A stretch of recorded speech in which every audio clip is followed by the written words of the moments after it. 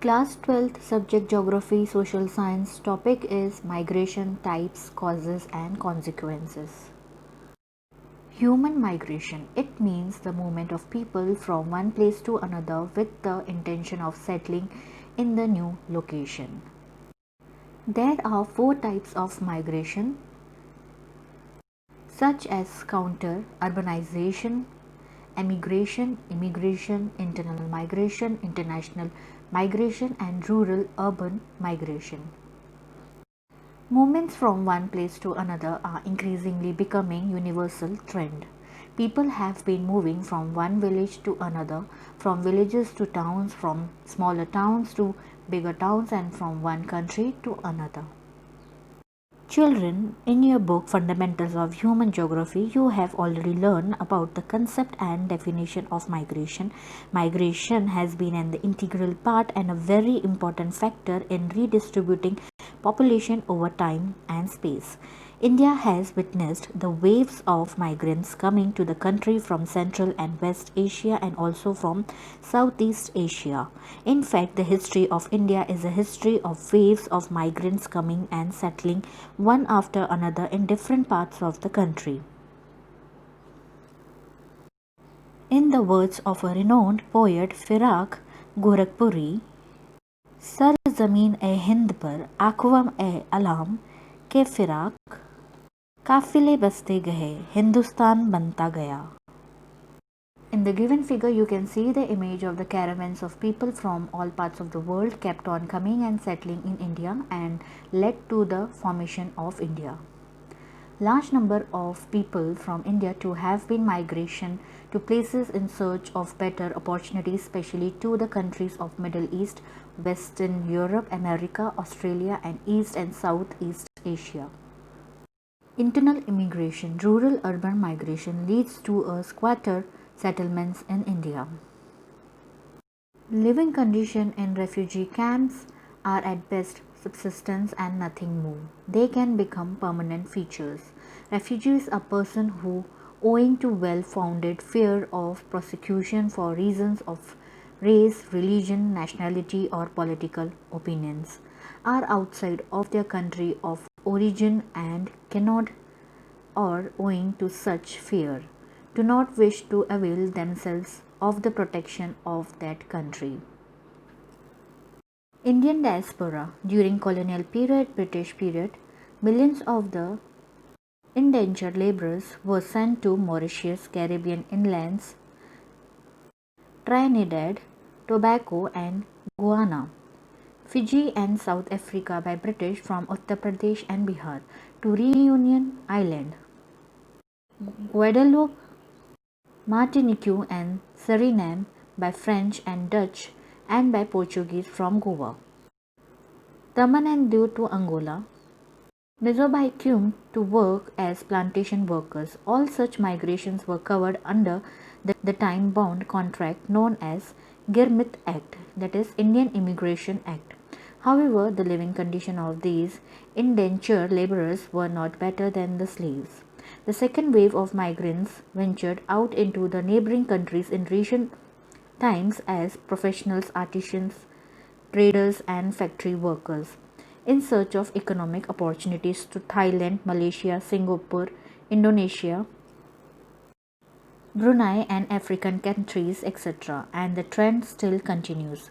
There was a steady outflow of Indian semi-skilled and skilled labor in the wake of the oil boom in West Asia in the year 1970s.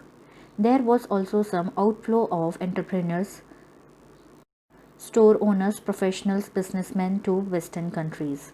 Third wave of migrants was comprised professionals like doctor, engineers to year 1960s onwards. Software engineers, management consultants, financial experts, media persons from the year 1980s onwards and other migrated to countries such as USA, Canada, UK, Australia, New Zealand and Germany, etc. These professionals enjoy the distinction earning of being one of the highly educated, the highest earning and prospering groups. After liberalization in the 90s, education and knowledge based Indian immigration has made Indian diaspora one of the most powerful diasporas in the world. In all these countries, Indian diaspora has been playing an important role in the development of the respective countries.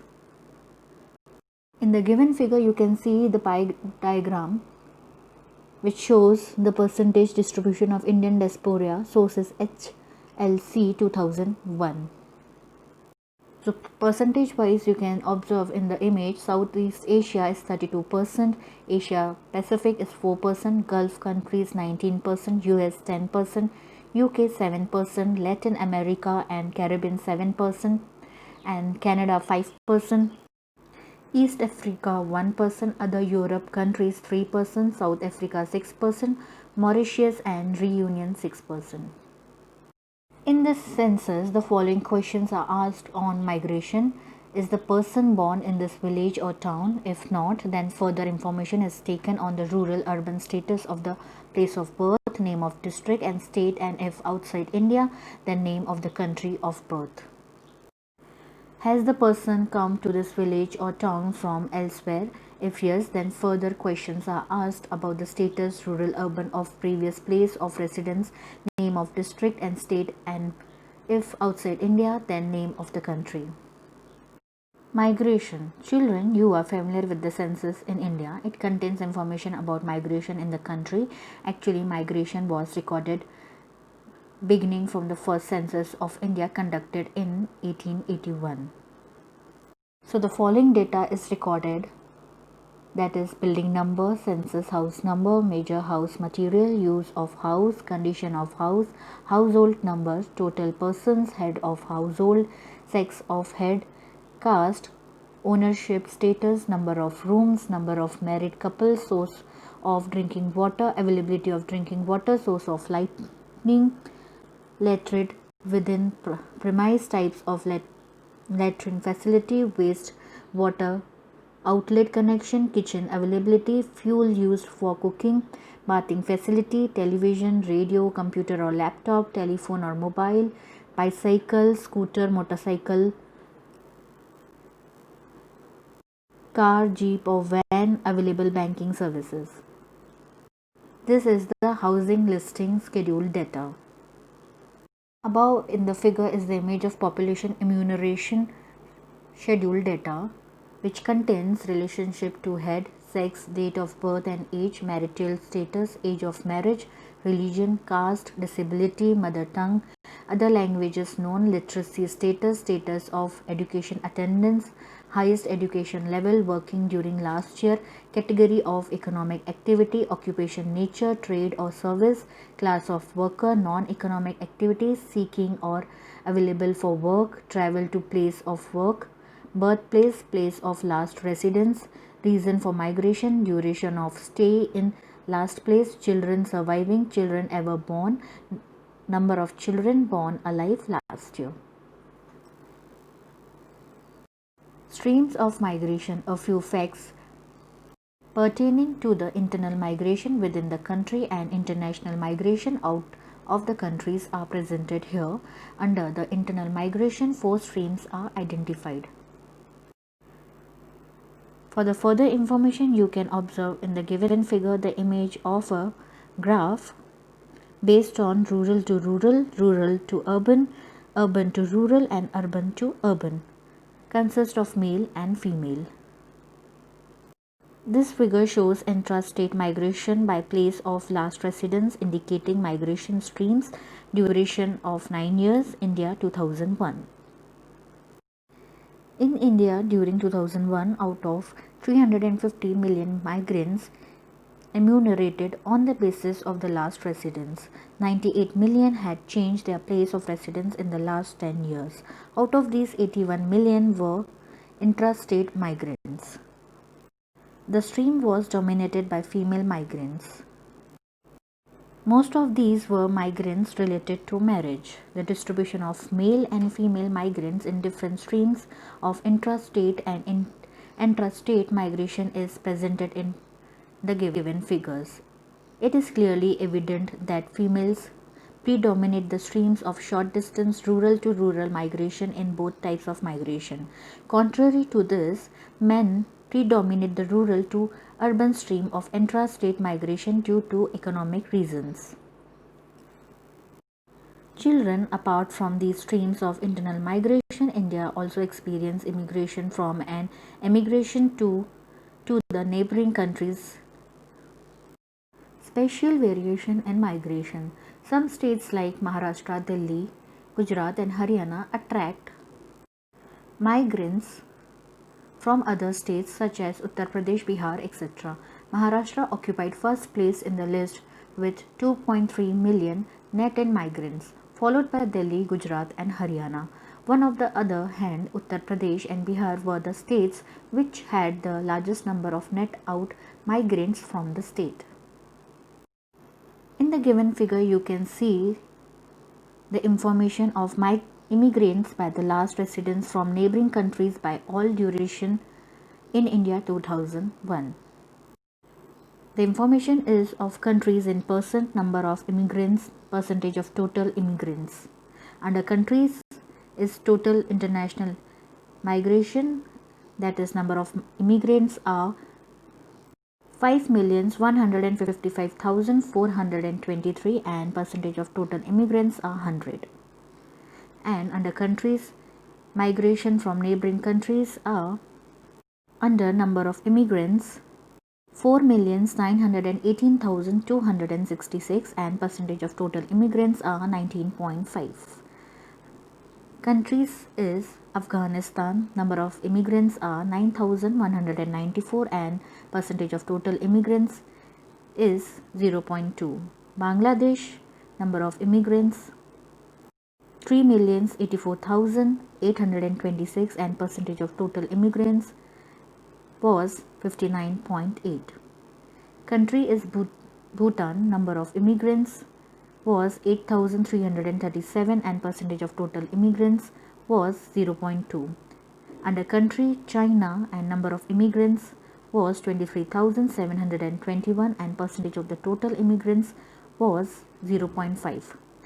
Under country Myanmar, number of immigrants was 49,086 and number of total percentage immigrants was 1.0.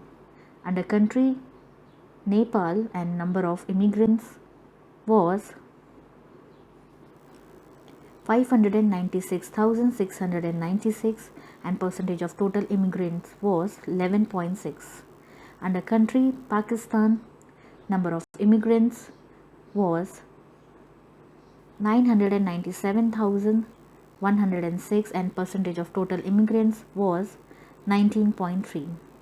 Under country Sri Lanka, number of immigrants was 149,300 and percentage of total immigrants was 2.9. The figure shows the census of India 2001. Children, people generally are emotionally attached to their birthplace, but millions of people leave their places of birth and residence. Causes of migration. Migration, the process of relocating to a region. Immigrants, a person who leaves one country to settle in another. Push factors, the reasons that cause people to leave an area, and pull factors, the reason that attract people to another area. The given figure, you can see the images of reasons for migration. Under pull factors are healthcare, education, peace, money, jobs, city life, food, etc. And under push factors are climatic disasters, farmers' life, poverty, war. Next is effects of migration. A permanent move to a new location. Migration is a complex process that can be produced profound changes for individuals and societies. Changes in population distribution, mixing of different cultures and races, what often leads to negative social behaviors. Tensions in society between majorities and the minorities, followed often by local struggles and racism and racial discrimination. Also, criminality growth of can be caused, but effects in different societies can be different. It is possible also some positive culture effects of migration, for example exchange of cultural experience, new knowledge, etc. In the given figure, you can see the image of pie diagram which shows reasons for male migration by last residence. India 2011 shows work employment 24%, business 2%, education 2%, marriage 4%, moved after birth 14%, and moved with household 20% and others 34%. And in the next pie diagram is the information of reasons for female migration by last residence India 2011. Work employment is 2%, education is 1%, marriage is 66%, moved after birth is 4%, moved with household is 12%, and others of 14%. Consequences of migration. Economic consequences. Positive consequences are the remittance, that is payments sent by migrants to their homes, help in the growth of economy of the region. This money is mainly used by the family for repayment of debts, medical treatment, marriages, children's education, purchasing agriculture inputs, construction of houses, etc. Similarly, remittances from the international Indian migrants are one of the major sources of foreign exchange in India. States such as Punjab, Kerala and Tamil Nadu receive very large amount of money from their international migrants. Migration of people from Uttar Pradesh, Bihar to the rural areas of Punjab, Haryana has resulted in the success of Green Revolution. Children, besides this, unregulated migration to the metropolitan cities of India has caused overcrowding, development of slums in industrially developed states such as Maharashtra, Gujarat, Karnataka, Tamil Nadu and Delhi is a negative consequences of unregulated migration within the country. Next comes demographic consequences. Positive consequences. Migration leads to the redistribution of the population within a country. It results in balanced distribution of people according to the resources. Rural-urban migration is one of the important factors contributing to the population growth of cities. Negative consequences. It results in imbalances in sex composition due to the selective males or female migration. Large cities have unfavorable sex ratio as compared to the rural areas due to high male immigration. Rural areas face shortage of skilled people because most of the skilled and semi-skilled people migrate to urban areas. Social consequences. Migrants act as agents of social change. The new ideas related to new technologies, family planning, girls' education, etc. get diffused from urban to rural areas through them. Children, migration leads to intermixing of people from diverse cultures. It has positive contributions such as evolution of composite culture and breaking through the narrow considerations and widens up the mental horizon of the people at large. But it also has serious negative consequences such as anonymity, which creates social vacuum and sense of rejection among individuals. Environmental consequences. Overcrowding of people due to rural-urban migration has put pressure on the existing social and physical infrastructure in the urban areas. This ultimately leads to unplanned growth of urban settlements and formation of slum shanty colonies. Apart from this, due to over-exploitation of natural resources, cities are facing the acute problem of depletion of groundwater, air pollution, disposal of sewage and management of solid wastes. Next comes others. Migration, even excluding the marriage migration, affects the status of women directly or indirectly. In the rural areas where male selective out migrations leaving their wives behind puts extra physical as well as mental pressure on the women. Migration of women either for education or employment enhances their autonomy and role in the economy but also increases their vulnerability. If remittances are the major benefits of migration from the point of view of the source region, the loss of human resources, particularly highly skilled people, is the most serious cost. The market for advanced skills has become truly a global market, and the most dynamic industrial economics are admitting and recruiting significant proportion of highly trained professionals from poor regions. Consequently, the existing underdevelopment in the source region gets reinforcement.